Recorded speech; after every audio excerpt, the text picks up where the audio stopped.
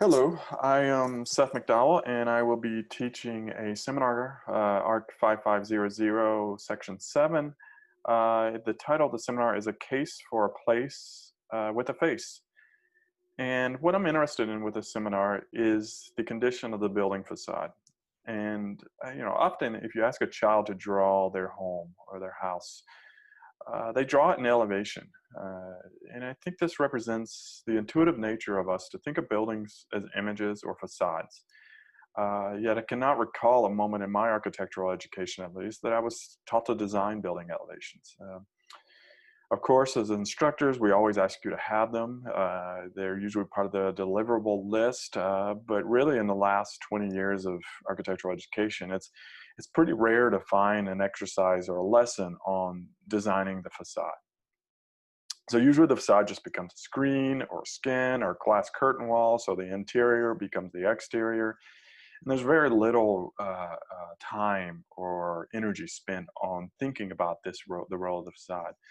And I find this extremely problematic since the building facade is such a public surface. The facade is what contributes to the city, it's what contributes to your neighborhood. So I would like to use this seminar to really investigate how do we design elevations and how do we read building facades. Of course, this happens at a moment when there's deep political disagreements about the role of the mask and the symbolism of the face and the importance of the face.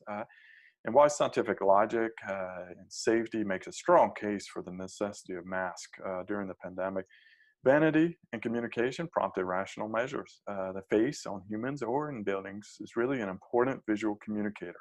And when it's rendered blank, life becomes challenging. So in this seminar, I'm interested in studying the facade and the role of the building's face in establishing an interface between the interior and the exterior. The building facade is a critical interface between private and public realms. And for the longest time, many cities, to even get permission to build a new building, really one critical drawing was required, the exterior elevation. So how is it an important civic surface? This seminar is going to really examine this role of the building elevation for cities.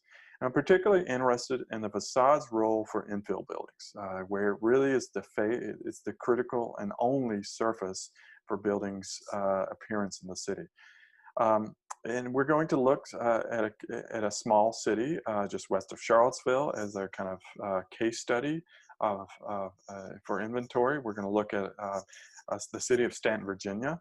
Stanton's a small city, 20 square miles, about 25,000 citizens, but it's established an architectural heritage as a critical resource and spent really over the last 4 decades working to protect and preserve the city's historical character, especially through a facade program. A big part of this heritage comes from the architect C.J. Collins. He was an eclectic architect, really working from 1891 to 1911.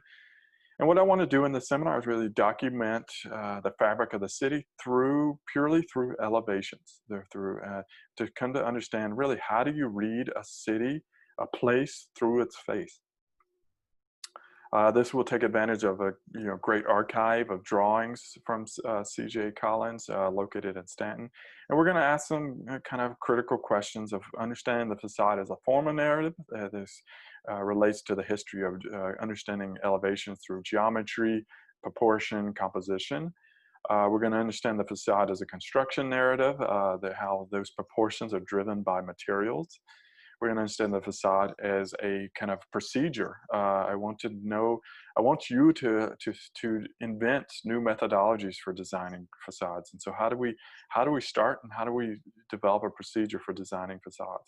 And then what does this facade express? Is it about structure? Is it about program? Is it about space? Is it about people? Is it about culture? What's the expression that a facade gives us? When we're working historic environments, the facade is a critical piece that is about a sort of contextual alignment, whether that's juxtaposing what is there or aligning with what is there. In these tiny infill buildings, the facade becomes a critical, the only way of really interfacing between interior and exterior. So how is the facade an interface? And then what's really critical is how's the facade a communicator? Looking at traditional roles of the facade as this a language or a relay between inside and outside. How is it a communicator? What is it communicating? And in a moment when 40 characters or less is our primary mode of communication, how can the facade gain importance again? So the primary objective for the seminar is to really come to value and understand the role of the facade, how to read it, how to draw it, how to design it. We will do this by documenting and analyzing historic downtown Stanton only purely through its facades. We'll also supplement this with some text so we can understand the historical footing for the building facade. And we will take a position on the facade's role in contemporary architecture. So I want everyone to kind of take a real position based on what you're learning or seeing from this historical precedents. And then the final project that I have in mind for the seminar is really to develop a design methodology that allows you to fulfill that position and really design a facade for a vacant lot in Stanton. This won't be a building; it's just the building's elevation. So in a way, it's an interesting reversal to say, let's think about the building elevation as the important beginning place for designing infill buildings in this historic setting. So we'll look at a specific lot and design to that. So I hope I can have some participants join me in this fall. It should be fun. There are 6 openings. I want it to be limited to a very small class seminar. We'll do a lot of outside kind of field work looking at these buildings. Hopefully we'll be able to meet in person a number of times and kind of work through the semester based on whatever the circumstances give us. But I hope to see 6 of you soon. Thank you.